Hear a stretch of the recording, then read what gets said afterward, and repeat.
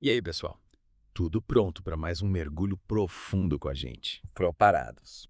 Hoje a gente vai se aventurar num tema que é super relevante, especialmente para quem está se preparando para a magistratura. Hum, A Resolução NU 599 do Conselho Nacional de Justiça, hum. que garante acesso à justiça para as comunidades quilombolas.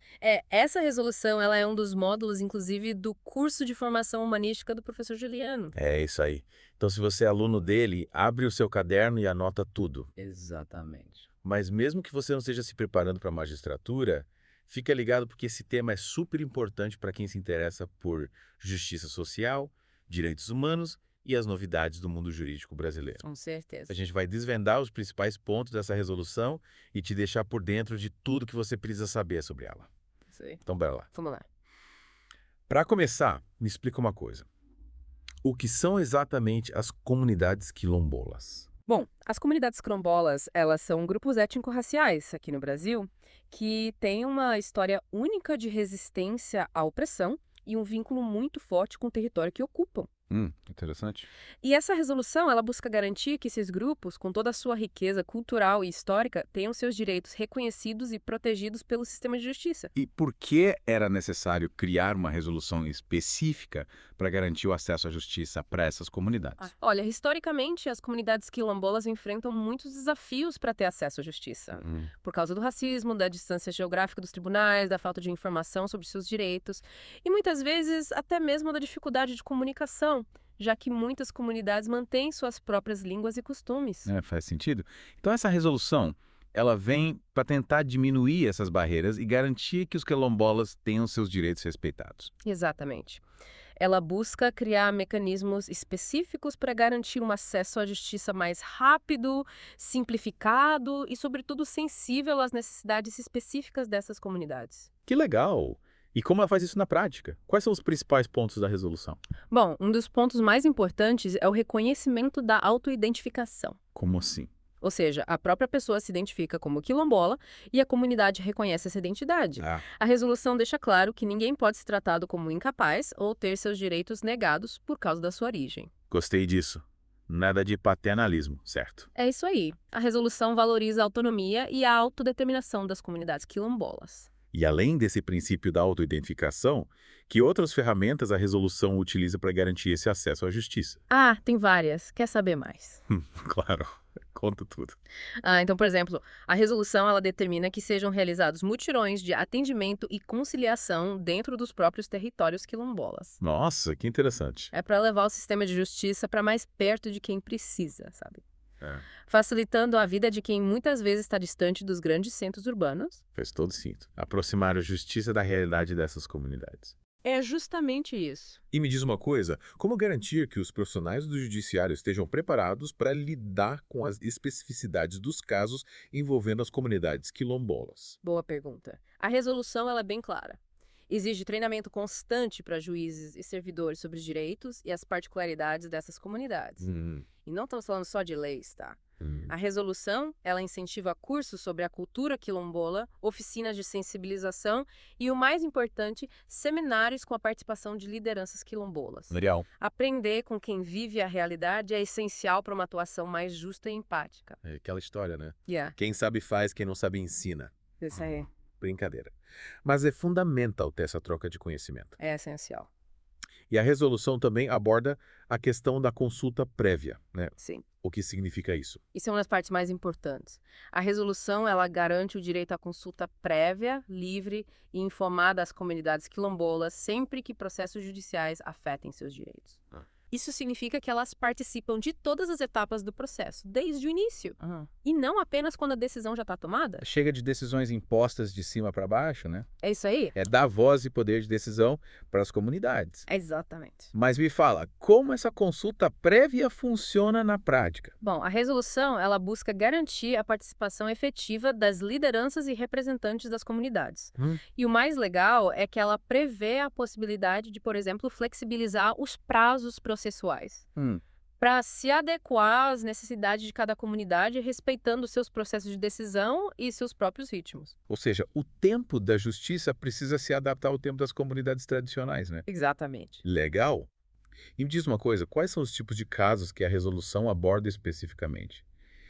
A resolução, ela traz orientações importantes para ações judiciais que envolvam direitos territoriais e culturais das comunidades quilombolas.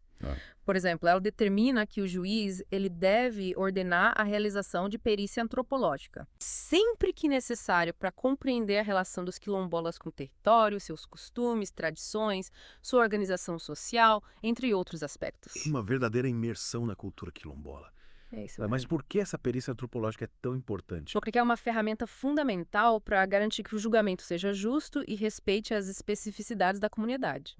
A resolução, ela até determina que, na escolha do antropólogo, seja dada prioridade a profissionais que tenham conhecimento específico sobre o povo ou comunidade envolvida no processo. Isso é legal. Afinal, a sensibilidade e o conhecimento profundo da realidade quilombola são essenciais para uma análise acurada. E como a resolução garante que essa perícia seja feita com qualidade? Ela incentiva os tribunais a firmarem parcerias com universidades e instituições de pesquisa para garantir a indicação de profissionais habilitados. Interessante. Ou seja, buscar a expertise necessária para que a perícia antropológica seja realizada com rigor científico e respeito à cultura quilombola. Então, a resolução não deixa nenhum detalhe de fora. É bem completa. Que incrível. E ainda tem mais.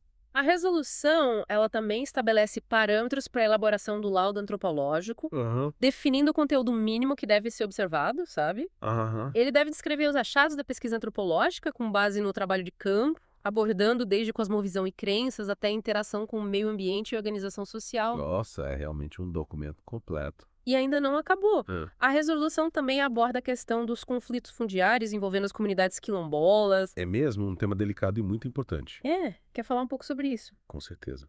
Mas antes, acho que vale a pena relembrar os principais pontos que já abordamos sobre a resolução para que nossos ouvintes fiquem com tudo fresquinho na memória.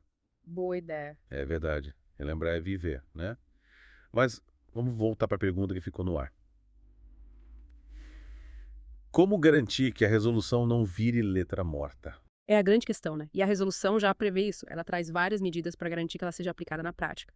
Uma delas é a criação de um manual, sabe? Para orientar a atuação judicial em questões que envolvam comunidades quilombolas. Entendi. Um guia prático para os juízes, com exemplos e tudo. Isso, um manual bem mastigadinho, explicando tintim por tintim como aplicar a resolução, desde os princípios básicos até os procedimentos mais específicos. Imagina que mão na roda. Nossa, com certeza ia ajudar muito.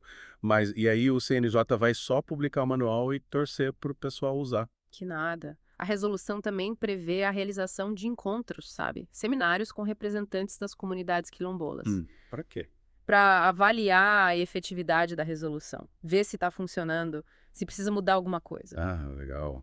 Uma troca constante entre o judiciário e as comunidades, né? É justamente isso. Escutar quem está na ponta vivenciando a aplicação da resolução e mais. A resolução determina a criação de campos específicos, sabe? Nas bases de dados do judiciário. Para quê? Organizar as informações. Isso.